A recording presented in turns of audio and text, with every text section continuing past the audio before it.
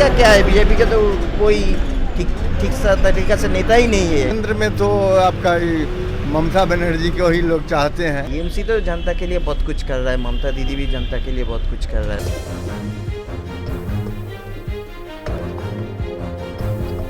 जिस तरीके से बस में लोग सफर कर रहे हैं उनसे भी जानने की कोशिश करेंगे, उनकी क्या राय है, उनकी क्या प्रतिक्रिया है, वो किस और ये सियासी रुख को लेते हैं। लेकिन जिस तरीके से भारतीय जनता पार्टी के नेता और विधायक, मंत्री, गृह मंत्री अमित शाह चुनावी मैदान में है, वहीं दूसरी तरफ ममता दीदी भी उनके सियासी खेमे को पलटने के लिए खेला हो वो का नारा देती है। लेकिन जब प्रधानमंत्री नरेंद्र मोदी चुनावी सभा को संबोधित करते हैं तो वो साफ तौर पे कहते हैं कि परिवर्तन करना जरूरी है। खुद लोगों की जुबानी सुनते हैं। आपका नाम क्या हुआ? अर्जुन रॉय। हाँ? श्रीमान अर्जुन रॉय। क्या कहेंगे, किसकी हवा बह रही है? मैं इतना पार्टी वार्टी समझता नहीं हूँ, लेकिन हाँ ठीक है, मैं आम जनता की राय जानना चाहता हूँ। आप भले ही किसी के समर्थक और विरोधी हो सकते हैं, लेकिन मैं आपसे जानना चाह रहा हूँ। मुझे अभी उतरना। ओके ओके, आपका क्या नाम है? मेरा नाम राम प्रवेश झा। क्या कहेंगे, किसकी हवा बह रही है इस बार? टालीगंज में तो अरूप विश्वास का हवा बढ़ रहा है। अरूप विश्वास। क्यों, उन्होंने क्या किया है जनता के लिए? वहाँ तो बहुत सारे काम किए हैं और सब बहुत बहुत बहुत काम किए हैं। बहुत काम किया है। बहुत काम। लेकिन प्रधानमंत्री नरेंद्र मोदी कहते हैं कि परिवर्तन चाहिए। ममता दीदी ने कई घोटाले का आरोप लगाया ममता दीदी पर, इसको किस तरह से देख रहे हैं? इसको तो क्या कहना है इसके लिए। आपकी तो मुस्कुराहट बहुत कुछ कह रही है। वो तो हर सत्ता में रहता है, उसको तो वही कुछ न कुछ किसी के ऊपर में तो आरोप प्रति और वो करना लगता ही है। लेकिन हमारा टालीगंज विधानसभा से अरूप बाबू का जीत एकदम तय है, इसमें कोई। अच्छा, केंद्र में आपसे पूछा जाए कि ममता को चाहते हैं या फिर मोदी को? केंद्र में तो आपका ममता बनर्जी को ही लोग चाहते हैं। हाँ। हवा तो देखते ही हैं हाँ। कि अभी तो बहुत तरह का ये प्रत्यारोप चल रही है। इसमें तो कहने का कोई सवाल नहीं है। और इसमें तो ये तो सियासत है ही। एक नेता एक दूसरे ऊपर में रोप प्रत्यारोप करेगा ही, नहीं तो आपका ये चलेगा। अच्छा, ममता दीदी खेला हो वो का नारा देते हैं, क्या इशारा कर रही है राजनीति में? खेला हो वो का मतलब क्या होता है? खेला हो वो माने ममता बनर्जी दीदी कह रही है कि से हाँ हमरा तो साफ तौर पे लोगों का यही कहना है और लोग यही कहते हुए नजर आते हैं। आपका नाम क्या हुआ दादा?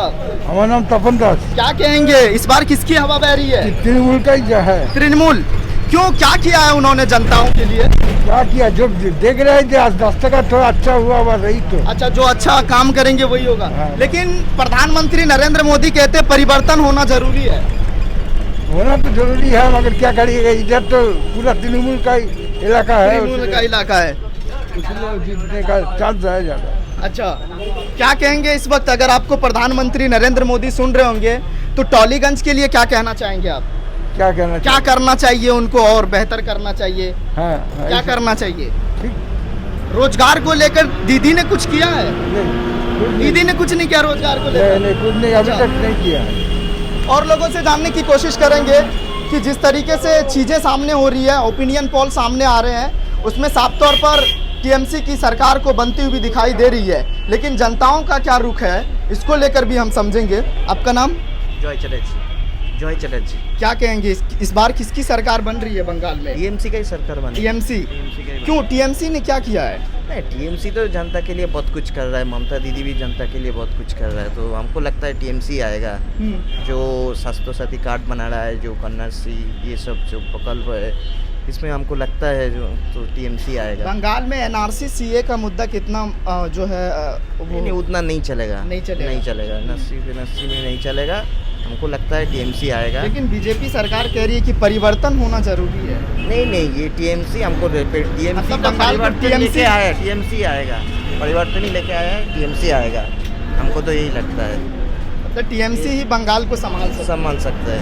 बीजेपी उतना, बीजेपी का क्या है, बीजेपी का तो कोई ठीक सा तरीका से नेता ही नहीं है। टीएमसी का जो ममता दीदी है वो अकेला ही काफ़ी है, सब कुछ कर सकता है पूरा हाँ, बंगाल बिल्कुल को। सही कह रहे हैं, क्योंकि एक बात मैं अपने दर्शकों को समझा दूं कि जिस तरीके से टीएमसी के ममता दीदी और उसके बाद उनके पीछे एक महिला के पीछे इस तरीके से भारतीय जनता पार्टी बड़े बड़े दिग्गज नेता को सामने में ले आते हैं, ये भी बहुत बड़ी चुनौती है टीएमसी के लिए। लेकिन ममता दीदी सियासत के उस आड़ में टिकी हुई है, जिनको बहुत बड़ी चुनौती मिल रही है उनको भी सामना कर रहे हैं। लेकिन एक चीज़ मैं आपसे समझना चाह रहा हूँ, दीदी पर हमला हुआ था या साजिश के हैं जो भी के हैं, वो कह रहे हैं जो और विपक्ष के नेता वो कह रहे हैं नाटक है, ये वोट बैंक की राजनीति। नहीं, नाटक कोई करता है, वो क्या व्हील चेयर में थोड़ी जाएगा नाटक करने के लिए, इतना वो सब नाटक नहीं है। हो सकता है साजिश है कि नहीं है वो हमको पता नहीं, ये जांच का विषय है। वो जांच का विषय है, लेकिन नाटक तो नहीं है ये।